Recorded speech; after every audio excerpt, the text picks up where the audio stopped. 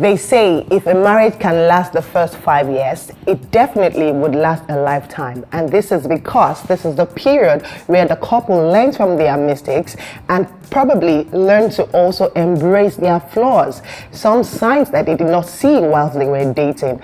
This period would help them understand themselves better. Now, how true is this? We would learn more about this in the course of the show. My name is LILIAN IMONI.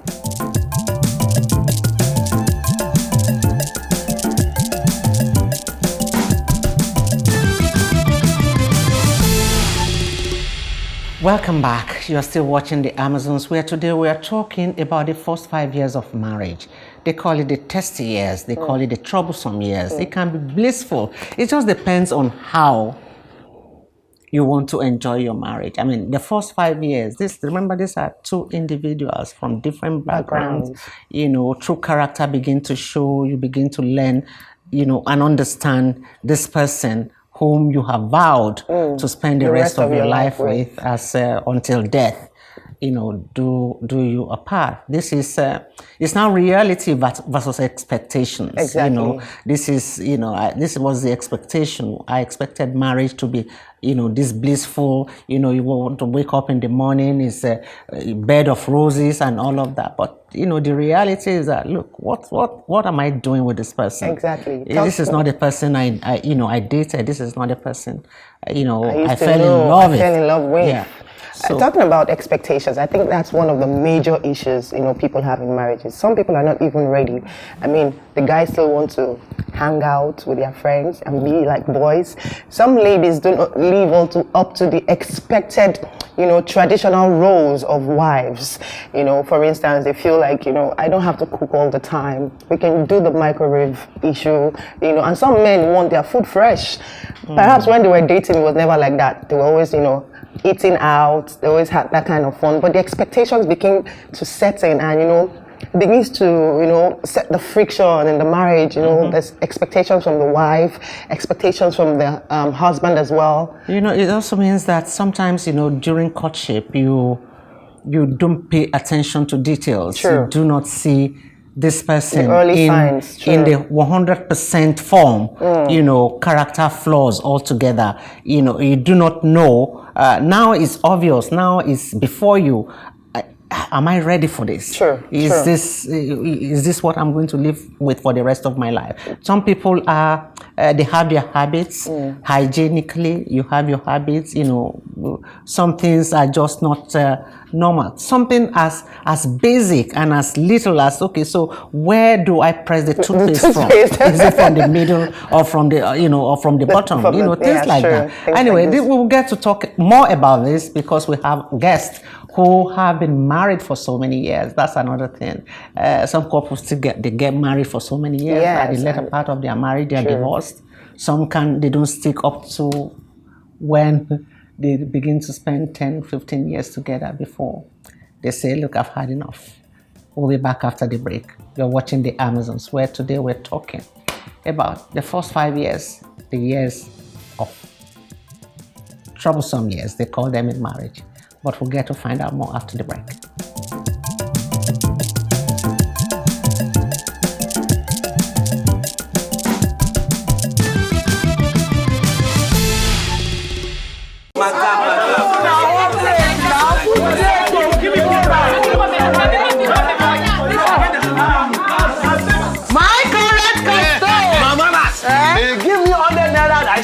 And then add 888 join up. On top. Yes. Which time I go be this now? Not be the same 100 when everybody pays his money. They no use code. Which code? Oh boy, no get it for market to get better. 888 now be the code yo.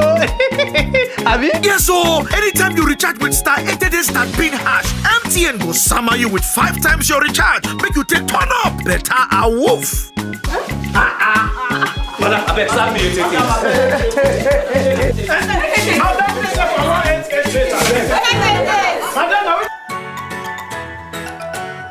If I have to use myself as an example, the first 5 years were the most interesting years because we were getting to know each other, we were best friends, the bedroom activity was absolutely wonderful.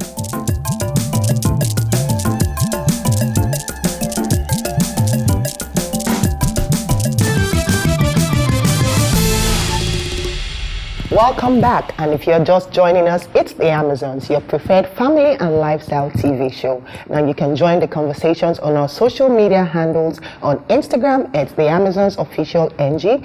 On YouTube, it's The Amazons NG, and on Twitter, The Amazons NG. Now we've been talking about marriage, the first 5 years of marriage, the very testing years, the troubled water years, and we have in the studio today our guest, Mrs. Johanna Adeyileka. Jo has been, a marriage counselor, and on the program you've been here several times where we discuss the issues of marriage relationship, and which is what, let's face it, with Jo is all about. The first 5 years of marriage, we've been told, those are the testing years for marriage. How so?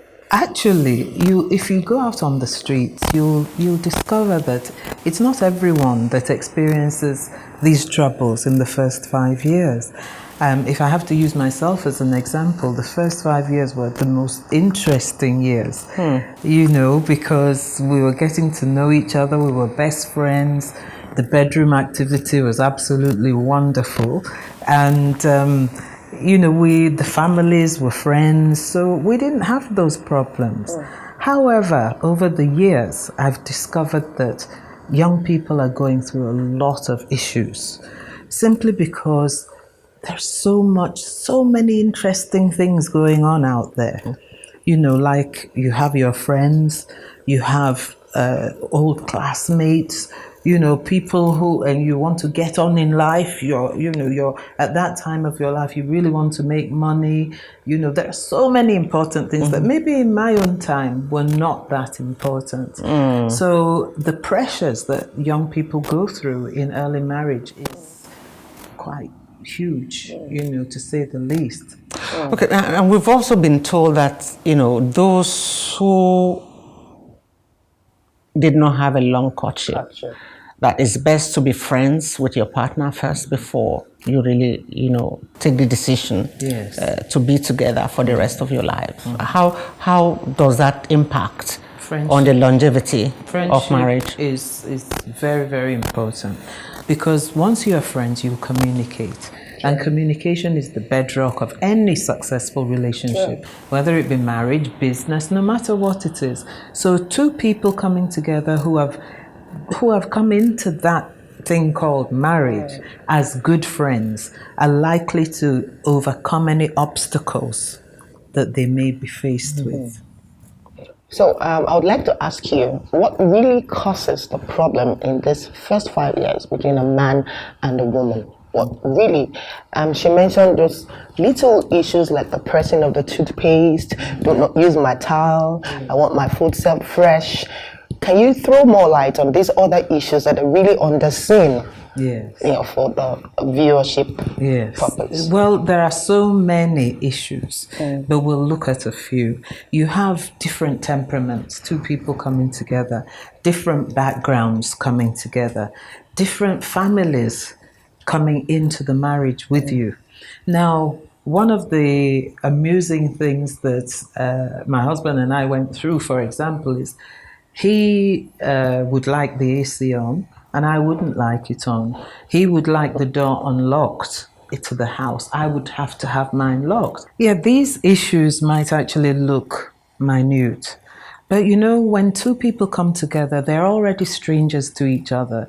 When you get married, you feel all romantic, you feel wonderful. However, in this culture, most couples have not lived together before they got married.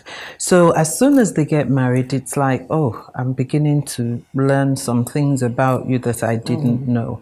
And the understanding of marriage is from the fairy tale that we get married and we live together happily ever after. Whereas the marriage is just the beginning of the relationship. Now, most women see marriage as, I've got him, he's mine, and nobody else's. He sees it as, oh, I've got a wife. His expectations of the wife are there. Her expectations of her husband are there. But now you have these external forces. You have the family that will now come in and want to take ownership of part of that marriage. So not only is she married to a husband or he's married to a wife, he now has the responsibility of other people within the marriage. There's the financial aspect, there's the bedroom aspect, there's the catering aspect. In our culture, we believe it's a woman that should be in the kitchen. But actually, the cooking together is also a communication. Know how to cook, let me know what you like. So many couples in their early years have gone to the bedroom from the kitchen simply because it's a unity, it's doing something together. However, culture in this country could be blamed for many issues in marriage, particularly in the first 5 years. Joe, as you were talking, I was really very attentive. Now we have a generation that is open, a generation that, either of the two parties wants to establish their individuality, where a generation where power is not negotiable. I stand my ground, you stand yours. That's the generation we have now. They are more, what's the word now? They are more open to, we do things together, like house chores, shared responsibility, but then you then have a culture, this is our culture, that says the woman is the housekeeper. She's the mother, she's the wife, she's the nanny, she's the homekeeper, she's everything. And then you have these two young people who are finding that hard, to walk around, to negotiate. And that can be a problem. So how do you advise these two people who've seen everything, reality TV, they see how it's done, they've been educated, they know the women's rights, and the man also. How do you counsel? Okay. With all due respect to the male gender, many of them now have broken that culture. They've been cooking, cleaning, washing, ironing, doing so many things because they know that the woman is a helpmate for them. And if they don't work together, there's going to be a breakdown. So many of them are doing things together. However, if they are marrying an old-fashioned man who says, no, that's your place, that's your office, you have the office and the other room, and that's it. Well, most women today will not accept that. And the men know this. And that is why many marriages are experiencing these problems in the early years, because if they can, before marriage, two people need to sit together and communicate their plan for their marriage. What do we do? How soon do we want children? How are we going to assist each other in these early years? How do we plan our DNA for our marriage? They have to do that. If you're married to a man who says, for example, my family is very important and they come first, definitely over time it's going to be an issue. And that is why many women will say, look, I was not sent to school by my father and my mother to just be a slave for you. So there must be that understanding between the two. Social media has opened so many windows for women. And women have said, no, I'm not going to do what my mother did or my grandmother did.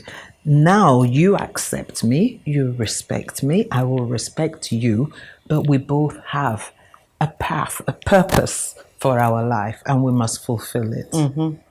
So for the couple that has delayed childbearing, having children, does it also, does it impact or does it contribute to the misunderstanding when you have children? When you have children. Yeah, when you start having Of course, children. because, oftentimes the woman's shape has changed and She pays more attention to the kids. to the children. She may become very untidy in the house. She's not as home loving as she should be. It's more the children.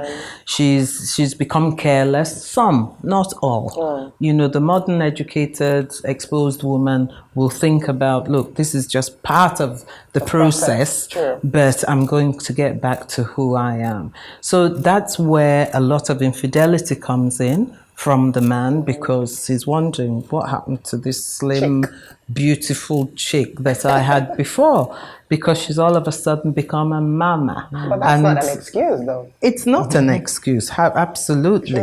But the way they say, the way a man is wired sometimes will make his eyes bloom outwards. I think we just indulge the men when we excuse their infidelity. Absolutely. I would rather say that this is the time that the woman just needs his support the most in everything. Yes. I mean, in looking after the children, of course, especially if you have those ones who cry from when they wake up to when they go back to sleep, and then this is a time. Otherwise, the woman is just going to be stressed out, and that is also going to add a lot more stress to the marriage. Yes, but the starters of this issue are the women. I say that because if a man is there helping his wife, doing all sorts for her, helping him bring up the children equally, it is a woman out with that marriage that's going to come and tell the husband that, what are you playing at? Come on, you've got other things to do. You don't have to do that. So we are giving the men the authority to just live their life and leave the woman. Yeah. That's, I know that with you we can be here talking about the relationship, But then for those who have endured the testing years, and then still go ahead later to get divorced, how do you reconcile that? I don't think 5 years is the center point that we are looking at. What you have just said, Aisha, can happen at any time. It's a lot of people enjoy the first 5 years of marriage. A lot of people enjoy the first 35 years of marriage, but something happens at the end. So it's about the couple. It's about communicating. It's about having that bond between each other that, look, we will face obstacles. Things will happen. However, we are going to pull through this. Yes. Thank you so much, Joe. Of course, like she said, we could trust that, sharing your experiences and professionalism in what you do as a counselor would have a very, very healthy and, robust conversation. And like you have all heard her, the first 5 years can be either, enjoyable or you endure it. But however, there are ways that you can make it work and enjoy it. We will take a quick break, and when we return, we'll introduce our second guest. Stay with us.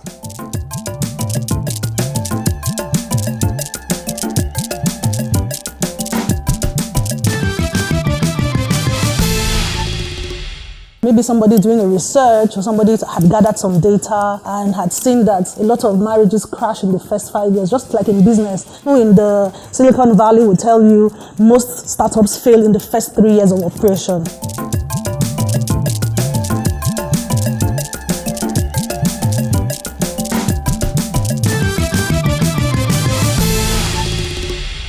Welcome back to the Amazons, where we've been having this very interesting conversation about marriage. The first 5 years being the testing years of marriage. Our guest has been Joe Adeyileka, the CEO of Let's Face It with Joe. And we have Makinde, the founder of Amazing Amazons, being welcome to the Amazons. Welcome, Messi. Thank you for having me. Yes, we're talking, off camera, we're just talking. Who decided what the testing years? Yeah, like I would think maybe somebody doing a research or somebody had gathered some data and had seen that a lot of marriages crash in the first 5 years, just like in business. Entrepreneurs, people in the Silicon Valley will tell you most startups fail in the first 3 years of operation. So maybe the same thing happened in marriage. After some research, some data being collected, they come up to say most marriages end at the 5th year or just before the 5th year. Of the startup.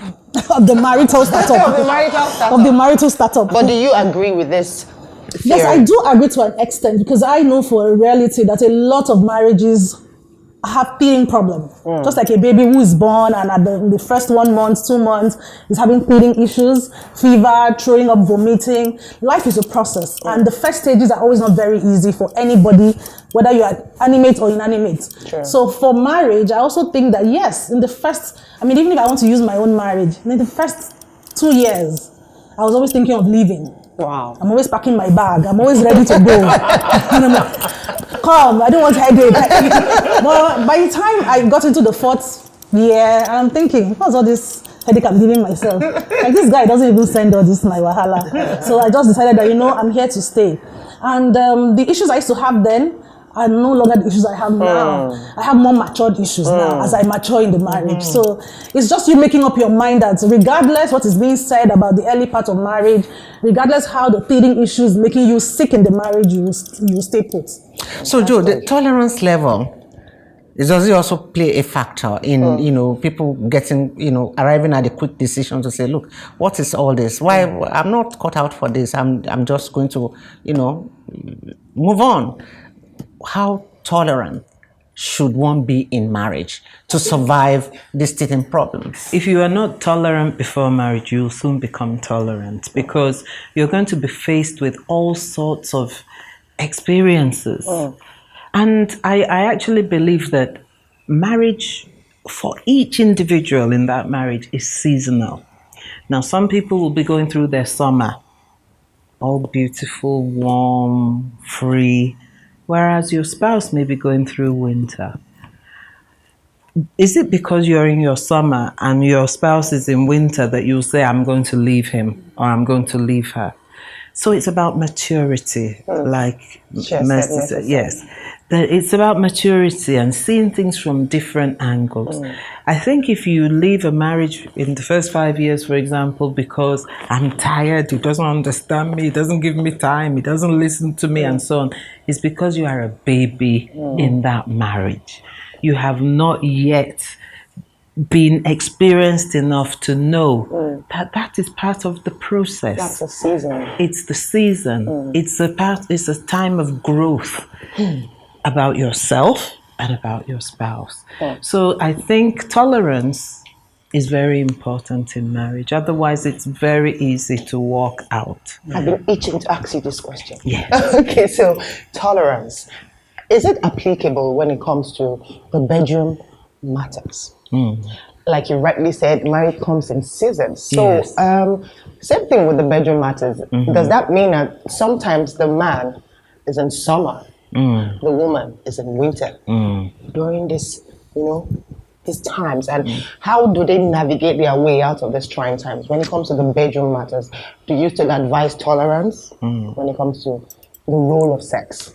Sex, you have to show your spouse what you want, how you want it, when you want it, and so on and so forth. Because remember, sex is also a process. It's a navigation. If you intend to go from one place, from Lagos to Ibadan, you don't just put your foot down on the accelerator and zoom. That's microwave sex. So now we're looking at what's the gentle journey that you can go on? Take this road, take that road. Is this road safe? Is the road bumpy? Tell me if you're uncomfortable. Tell me if you're enjoying. That's what we need to be doing. You cannot believe that just because something feels good for you, it also feels good for your spouse. Sure. So, again, communication. You have to communicate what you want. So in that journey, Mercy, this is for you, in that journey, where the route I want to take is not the route you want. How do we come to a compromise to find ourselves, on the same route? In the bedroom matter or generally? Yeah. Generally speaking, on the bedroom matter. In the bedroom matter. In the bedroom matter, and that's where friendship, companionship, and tolerance come in. Because if you were married because sex was great when you were dating, there are times in marriages when sex is not great. When you have the children, when you have workload, you have deadlines, you have budget, you have debits, red accounts, sex will not be great. So if that was the only attraction, then there's no foundation to hold that marriage together. But if there are other things working for you beyond sex, then at that point, you can enjoy your companionship, your friendship, without necessarily having sex. But those ones that really are friends and they remain friends, they say you live together and they last for years. But as soon as they tie the knot, the problem surfaces. Yes. Yeah. So what It's the unrealistic expectation I've just spoken about. You see, and another thing is, I say this all the time, marriage is a bale of okrika. You don't know what is inside until you open it. So for some people, you might not really know their true self until you're actually married to them. Okay, so even after living together for that number of years, because you want him to tie the knot, so you put up an act. Because the guy too wants the lady to have his baby and eventually agree to marry him, and we play each other, the men, the women. So it's not only a thing that women do. Sure. Men do it too. But I had a friend who was with her boyfriend for 18 years. And in that 18 years, they had 3 children. They now decided to tie the knot, and their marriage lasted 1 year. See that? I also know a family friend like that. Same thing, yes. So really, there's no manual. There's none whatsoever. Well, that's been the program. Merci. Thank you so much. It was quite.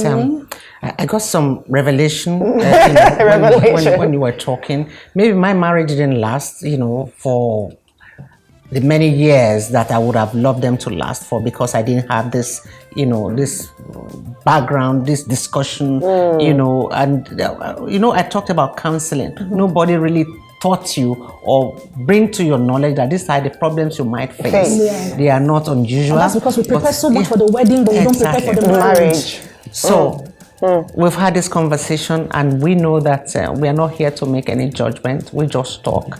And we hope that we have educated you and that you have taken something out of this. For those whose marriages are struggling, I hope you've been able to learn one or two things on this program today. And for those who have a blissful marriage up until now, we hope it continues for many more years to come. Until we see you again next time. Bye-bye.